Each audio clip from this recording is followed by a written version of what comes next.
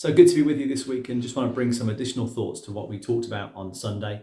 Just going to give our speakers the option, if needed, to share some additional material when they speak about their allocated passage from Ephesians. We recognise that we could easily spend 6 months just on the second half of Ephesians alone. That is the richness of God's word. And in fact, in the summer, when we're going to be doing a series on relationships, we're going to be doing a morning and an evening teaching program just because of the issues that raises. So on Sunday, we talked about some of the things that we need to maintain unity. Remember, we're not here to create unity. The unity of the Spirit is already there. It's our job to maintain and preserve it.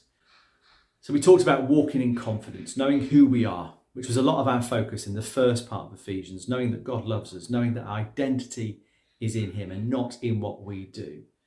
And knowing also that whatever seeks to bring us down cannot destroy us. There's no scheme of man that can ever pluck me from the Lord's hands. We need to know that whatever we are going through as individuals, as family, as a church, that we will not be destroyed. Our confidence is in God and in his plans. And I just sense we're turning at the moment to focus on what the Lord is giving us, not what has been taken away. We've been given new people, new visitors who are so welcome. We've got a new gathering happening, new gatherings happening. So excited for our young people this weekend. God is on the move, and we are confident, even in the grief of what we've lost, that he is at work. And we talked about walking in surrender. We know that our call is to take up our cross daily, that we are not consumers. We don't want to treat church as a supermarket where we choose the product, but actually we are sold out for Jesus, and we've become the product for others because we're laying down our lives and our rights. We are as prisoners for the Lord, as Paul says. And of course, we talked about walking together. Unity only happens when we step out together, acknowledging that relationships aren't always easy, but in terms of building the body of Christ, equipping the body, it's an essential thing that we are together. Now, this is our worthy calling into which we walk, and it's with the body of people he's placed us with, and we need to be part of that body and take our place. And of course, we talked about walking in ministry. We're given gifts to build each other up for works of service. Part of our worthy calling, our walk with God, must involve ministry and service. Our job as a church is not to follow a minister. Praise God. We're so thankful. I'm so thankful for that. We want to be a generous church, yes, but we're not a church where 95% of the people give so that 5% can do the work.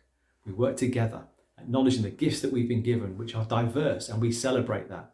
And I was certainly overwhelmed by the response on Sunday to that call to ministry, which involved literally walking to the front.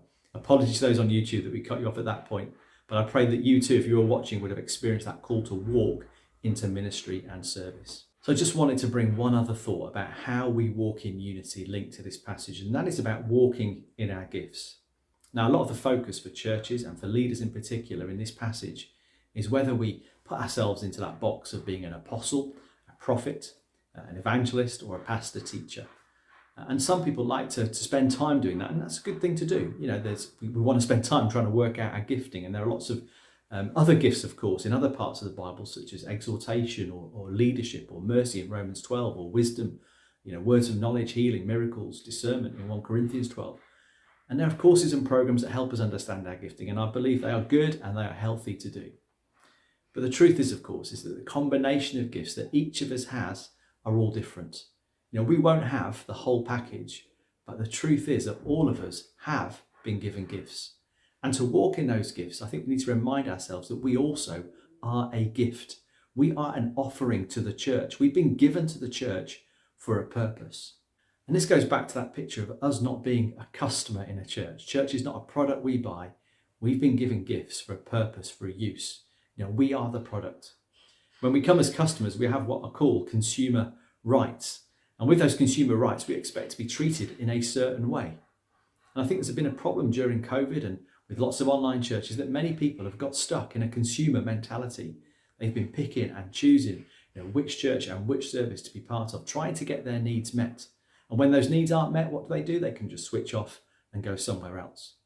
But when we try to get our needs met through picking and choosing, I think we're always going to be hungry. But when the Lord poured his grace into your life, it was his desire to make you full. And part of that fullness for you is receiving those gifts. And part of that fullness for the church is that we get to use those gifts to build one another up. When the Lord loves you, he loves absolutely every single bit of you. He loves all of you. And he wants all of us as well. When we surrender everything to God, even our failures, he can turn that around. And somehow, despite those failures, he can use us, even me, even you, for his eternal purposes. So I want to encourage you to let God love all of you and give God all of your life and let him fill you, so we don't go hungry as consumers, but we are filled as ministers, as we minister to each other and to those around us. I want to just say God bless you and look forward to carrying on our walk with God this Sunday at 10:45 as Rob continues our new series.